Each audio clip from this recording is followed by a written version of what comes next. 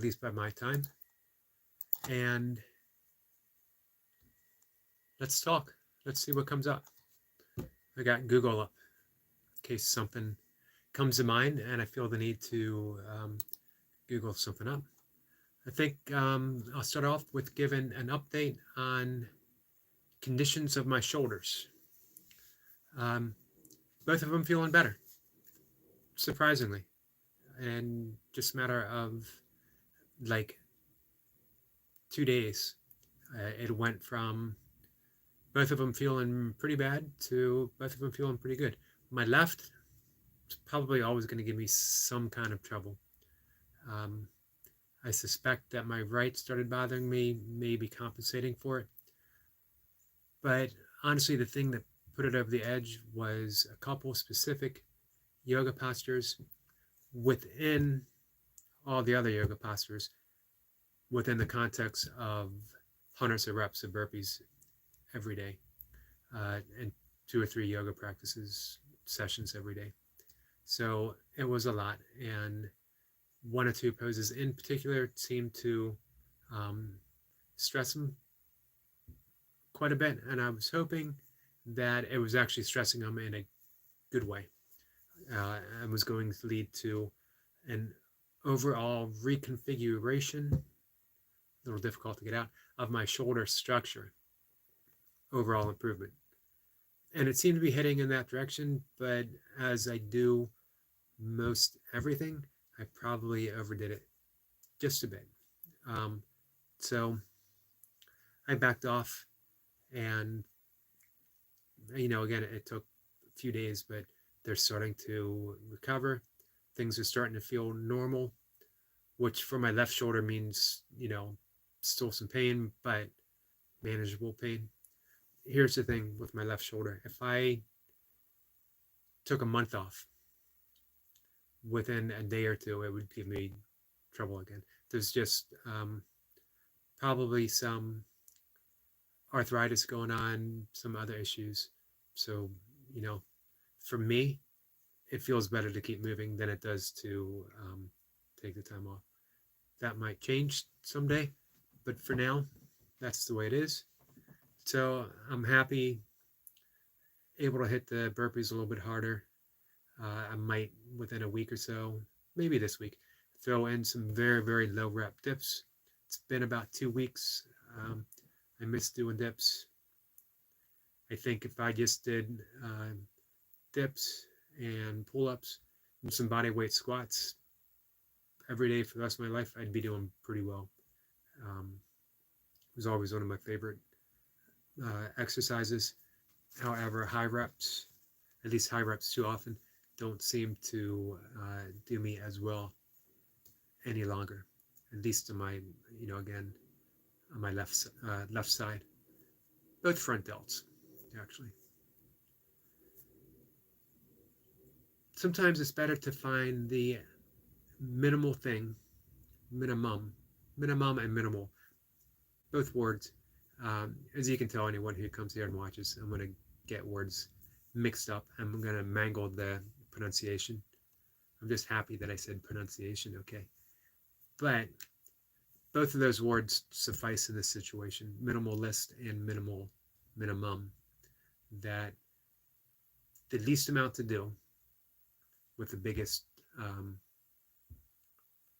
payoff, which for me is probably burpees. I think an all-purpose routine, burpees, pull-ups, and squats, and you got everything wired in. Now, having said that, I keep the yoga asana practice separate from all that.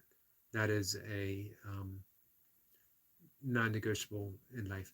I do it for very specific reasons aside from health.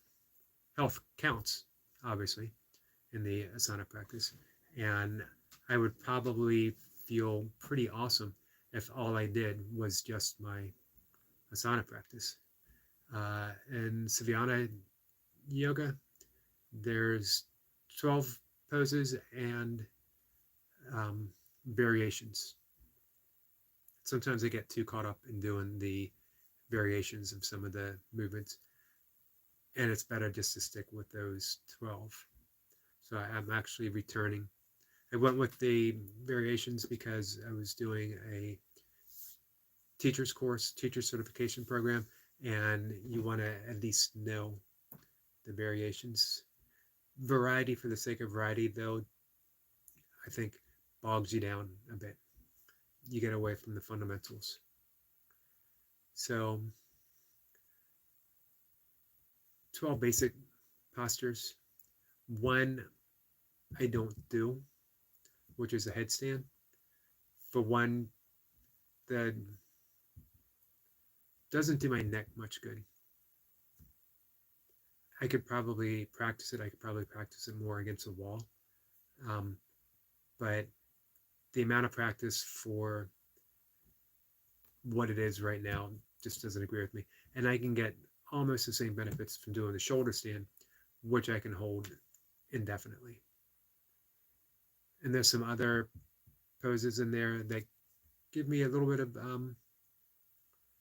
not an issue, more difficult for me, lack of, even after all these years, lack of some hamstring flexibility.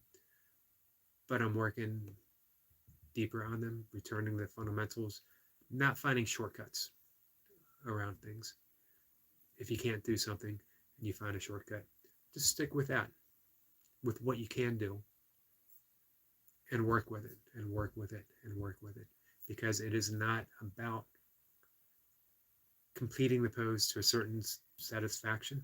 It's about holding that steadiness of the posture, evening out the breath, getting comfortable in that position, finding that moment of poise, which is what yoga is all about. I have one of my favorite books here, The Wisdom of Yoga, and you can buy it this way with the title backwards, or you can get the correct The Wisdom of Yoga and not have it backwards. There's a lot that I love about this book, but in the back, the Yoga Sutras in English in a very straightforward fashion without commentary. The thing with the Yoga Sutras sometimes is Patanjali's Yoga Sutras. They might not make much sense, so you read the commentary that goes along with them. And every translation has a different commentary, a little tweak, told from a particular vantage point. So, if someone is coming from a Vedic background, they might take it from that slightly Vedic point of view, or tantric, or whatever. So, Yoga Sutra number 2, without the Sanskrit, basic English. Yoga is to still the pattering of consciousness.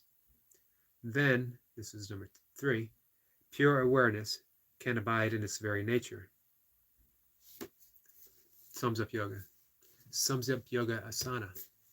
You're seeking steadiness, poise. You might hold it for 40 seconds. You might get that steadiness, that evenness of breath, that poise, that beautiful portion of it for just an instant. Less than a breath. But it's there, and you search for it. So you might search for it for a minute and only get it for 1 second. Perfectly fine. The goal of yoga, and when I say yoga, I mean the entire 8-limb path of Raja Yoga, is the transformation through that steadiness. And it's the same with all we do. When we practice the ethical restraints and observances, 5 restraints, 5 observances, the yamas and niyamas, we are seeking the same steadiness in each of those. So when we're practicing non-harmfulness, non-harming, it isn't to be perfect. It would be nice. Few of us are. But to find that steadiness, I was just going to comment that my makeshift bookshelf did not last very long as I put that book aside. I don't know if you heard it fall. So we practice non-harmfulness, and we may go through the course of the day countless opportunities to find that steadiness, and yet we veer from the course quite a bit. You won't be able to see. I'm doing the veer from the course hand gesture. But we try. And in that trying, we develop that steadiness of mind, steadiness of purpose, that intent. And the intent runs all through our practice. All of life is a practice of yoga. Always gives you that opportunity to practice those ethical restraints, those observances, the asanas. The asanas aren't just the physical posture of that we go through in yoga. It's also the posture that we take in meditation. As a matter of fact, what Patanjali means is that posture of taking our seat in meditation. But let's take that on an even deeper level. Taking our seat, taking our stance, holding that steadiness of posture through life, through all the aspects of life, through our jobs, through our service to others, through our relationships, through burpees, pull-ups, muscle-ups. You're looking for that moment of beauty within each rep that you're doing. And it's going to be different each time. And we don't know what it is. That's what makes it so beautiful, is that we get to dive into that mystery each and every time, each and every rep. We get to dive into that mystery and see where it brings us, see where we come out, and then we dive back in. Truthfully, it's just a metaphor, because we are always within that mystery, every second, every bit, never once emerging from it. The fourth limb of yoga, we did the first two: ethical restraints, ethical observances, asanas. Number 4, pranayama, steadiness of breath, evenness of breath, using the breath as an instrument, as a measurement of the stance that we've taken through life. If we are agitated, angered, impatient, our breath is all going to be a certain way. And we can just check in with the breath, see what it's telling us. And we can simply observe it. And in that observing, the breath will even out completely on its own. Then we can just introduce a steadier pattern. Breathing in for count of 4, breathing out for count of 4. Breathing in for count of 6, breathing out for count of 6. Breathing in for 4, breathing out for 6. Introducing a longer exhale brings us down a notch. 4 and 6, very relaxed, but not so much that we enter really deeply into that parasympathetic nervous state. We're still watchful, still aware, but we brought everything down a notch. Even 4 and 4 will do that. Will even us out. So our breath is yoga. Our breath is one of the best teachers that we have in life. Where am I? Where's my nervous state? I shared this a while back. Simply exhaling against your finger 3 times. See which side is dominant. Right side is going to correspond with the sympathetic nervous state. Left side is going to correspond with the parasympathetic nervous state. You want to know where you are right now as far as fight or flight or rest and response. Do that test. Obviously, unless you are suffering from allergies or anything like that, because then you might not get a true sense. Let's see, Barefoot Burpees popped in. Hello, Eric. Just a quick hello again. Unbelievably, I'll have lasagna in the oven ready in a few minutes. Just waiting for the broccoli to steam. So lasagna is a reoccurring theme in the Barefoot Burpees Culinary Institute. It's actually not a bad all-purpose meal when you consider it. You can throw in so much nutritional value. Um, Burford says about every 3 days. You can put so much nutritional value in a lasagna, um, and tasting good at the same time, that it really is an almost all-purpose meal. It's like me and my instant pot. I just throw in some type of whole grain and some type, usually lentils, and then I can add stuff to it. And I usually have it over steamed kale and steamed broccoli. So yeah, I mean, it's a good. Plus, if you make enough, you got leftovers to last you for a day or two, if not longer. Burford says it's vegan, gluten-free. I volia, the sheets. Mix the corn, which is fungus protein, with sauce. Use jarred white cheese and coconut-based cheese. Hey, that sounds pretty good. They've come Barefoot Burpee says no leftovers. They've come a long way with vegan cheese. Quite pre-boil. Yeah, they've come quite a way with vegan cheese. That was one of the last things to really hit home in the vegan community. Other things, with the vegan meat products, came across pretty quickly. I mean, now with the hamburgers, pretty amazing. Same with the chicken. The cheese was just lagging behind a bit, but now I think it's pretty much caught up. Barefoot says that his phone keypad is too small to type. Well, and my glass is cracked too. Yeah, I saw you mention that in one of your recent videos, that you were having some trouble with it. Me, I'm just a bad typer, even on bigger keyboards, let alone little ones.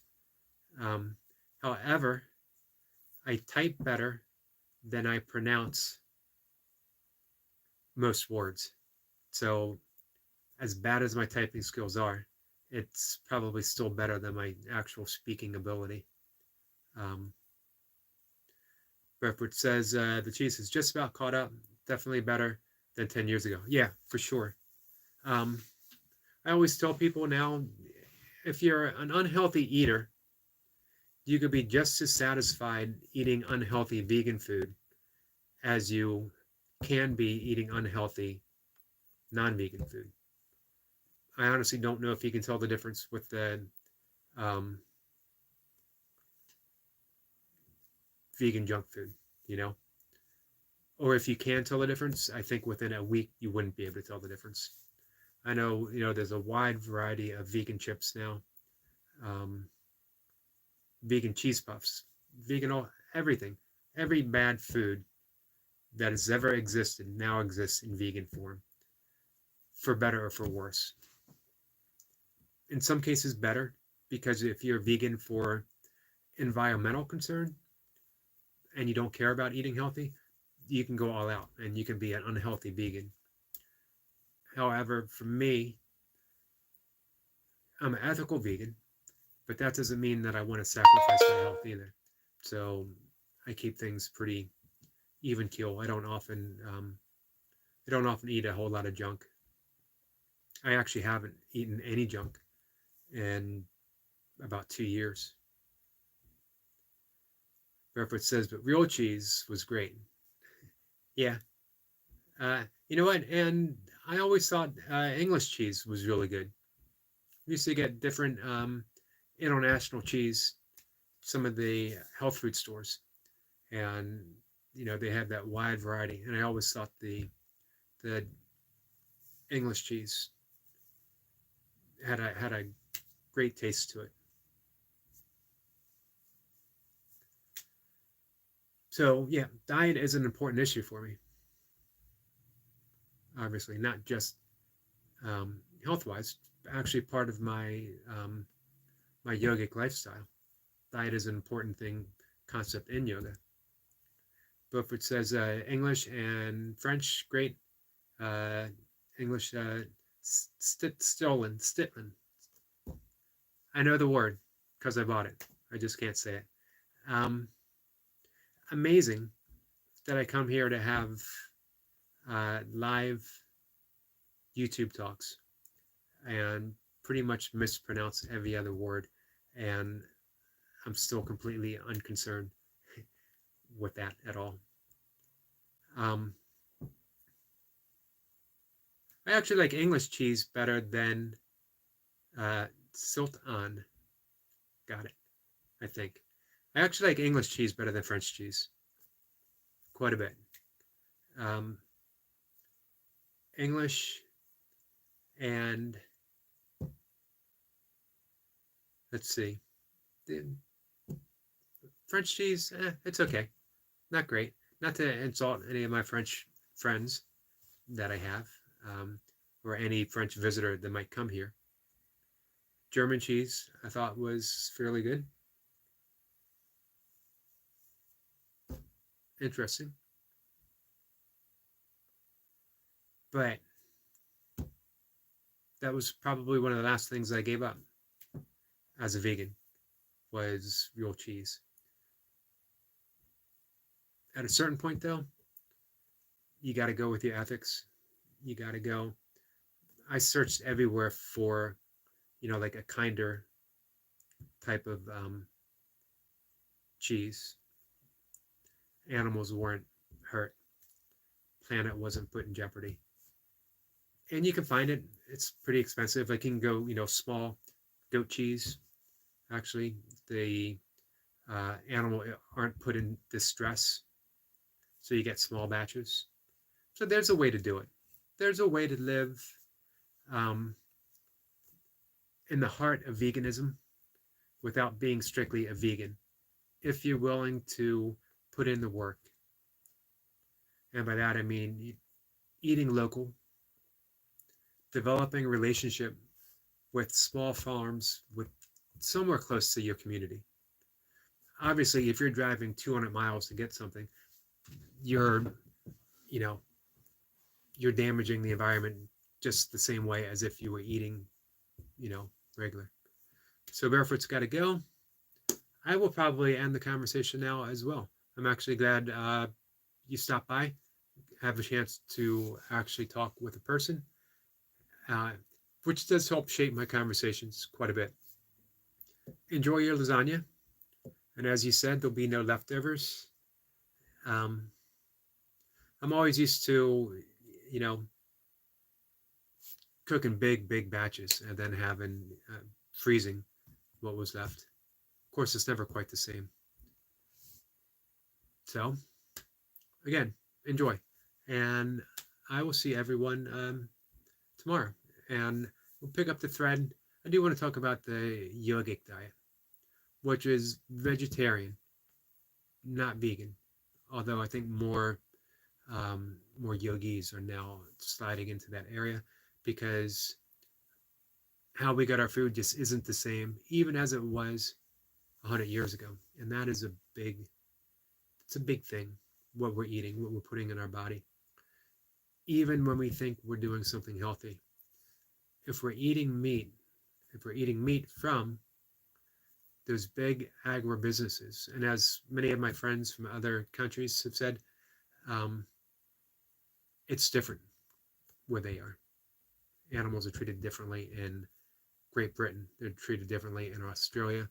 It's a different type of farming. Here, it's a highly developed business. And as soon as it becomes a business, animals become a commodity. And no living being, and in my opinion, this includes trees, it includes grasslands, it includes water, should ever be a commodity. It's not here just for our consumption. We are every bit as part of the earth as everything else. We can't separate that, although we think we can. And we don't like to think about it. We don't like having these discussions because then we have to make changes. And if we make changes, we might be uncomfortable. And if we're uncomfortable, I'll let you guys provide an answer to that. What I think in the burpee fitness community, at least the one that I'm part of here, where I have my good friends, we train for discomfort. We embrace discomfort. So making those dietary switches is just part of that discomfort. And honestly, it's not that much of a discomfort. You get to explore. There's 3 main meat that people eat. Of course, there's others, but the 3 main: beef, poultry, and chicken, not counting fish. And yet there's an infinite amount of fruits and vegetables that we can explore, and whole grains that we can explore, different ways of eating it. You don't have to give up meat. Just lessen it. Don't make it the whole portion. It never used to be the whole portion on the plate. Only recently, because we are told by advertisers, eat more of this. It's just like sodium. Sodium in and of itself isn't bad for you. That's not why doctors tell you to lower your salt intake.